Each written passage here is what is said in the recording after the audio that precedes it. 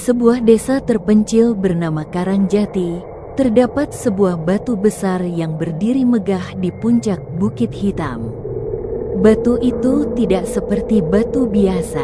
Warnanya hitam legam dengan permukaan yang kasar dan retakan yang menyerupai urat manusia. Banyak orang percaya batu itu memiliki kekuatan gaib, peninggalan dari orang-orang zaman dahulu yang sering melakukan ritual pemujaan. Mitos menyebutkan, siapapun yang membawa sesajen ke batu itu bisa mendapatkan keberuntungan atau penglaris dagangan. Namun, mereka yang berniat buruk akan menghadapi akibat mengerikan. Konon, ratusan tahun lalu, seorang dukun sakti bernama Ki Jagabaya pernah tinggal di desa ini.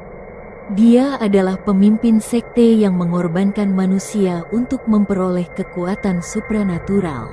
Setiap bulan purnama, mereka membawa korban ke puncak bukit, mengikatnya di batu besar itu, lalu melakukan ritual dengan darah segar. Namun, kemarahan warga akhirnya menghentikan kejahatan mereka. Ki Jagabaya dan pengikutnya dibantai, tetapi sebelum menghembuskan napas terakhir, ia mengutuk batu itu. Sejak saat itu, batu keramat di Bukit Hitam menjadi tempat yang dihindari. Joko adalah seorang pria berusia 35 tahun yang hidup sederhana di desa Karangjati. Ia adalah seorang pedagang mie ayam yang berjualan di pasar desa setiap hari. Namun, belakangan ini dagangannya sepi. Warungnya yang dulu selalu ramai, kini hanya dikunjungi beberapa pelanggan setia. Joko mulai merasa putus asa. Suatu malam, ia mendengar dari seorang pelanggan tua bernama Mbah Karto bahwa jika ingin dagangannya laris, ia bisa mencoba membawa sesajen ke batu keramat. Awalnya, Joko skeptis, tetapi setelah beberapa hari jualannya tetap sepi, ia mulai tergoda. Pada malam Jumat Kliwon, Joko mempersiapkan sesajen berupa nasi tumpeng, ayam panggang, dan kemenyan. Dengan hati berdebar, ia berjalan menembus hutan menuju Bukit Hitam. Angin malam terasa dingin, dan suara burung hantu terdengar di kejauhan. Ranting-ranting kering pecah di bawah langkah kakinya.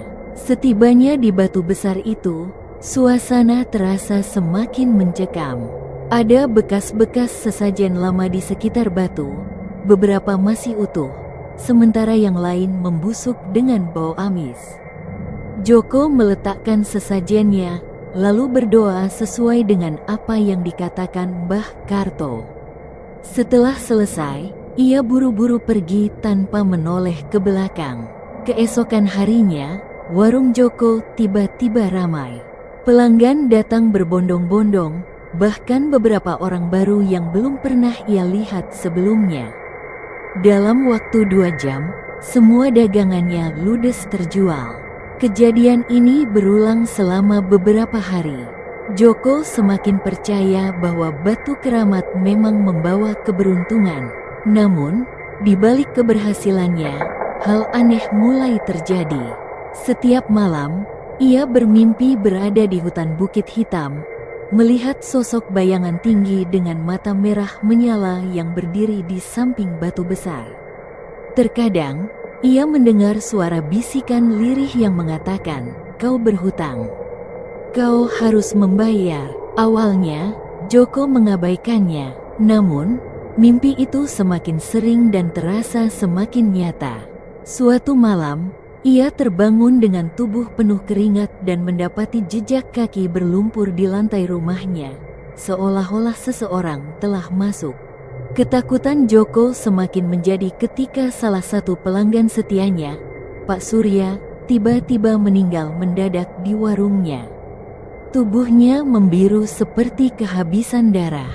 Setelah kejadian itu, pelanggan Joko mulai berkurang, dan orang-orang mulai berbisik bahwa warungnya membawa sial. Mbah Karto akhirnya mendekati Joko dan berkata, "Kau telah melakukan kesalahan besar, Nak. Batu itu tidak memberi keberuntungan secara cuma-cuma. Ia menuntut korban. Joko gemetar mendengarnya. Ia memutuskan kembali ke batu itu untuk mengembalikan segala sesuatu seperti semula. Pada malam berikutnya, ia kembali ke Bukit Hitam dengan membawa sesajen yang lebih banyak dan berdoa agar dilepaskan dari kutukan. Namun, saat ia berjongkok di depan batu, tiba-tiba angin kencang bertiup. Suara tertawa mengerikan terdengar dari balik pepohonan. Sosok bayangan tinggi dengan mata merah menyala muncul di hadapannya. "Kau ingin membatalkan perjanjian? Sudah terlambat," suara itu bergema. Joko mencoba lari, tetapi tanah di bawahnya terasa seperti lumpur hisap. Sosok itu semakin dekat, tangannya yang kurus dan panjang meraih kepala Joko.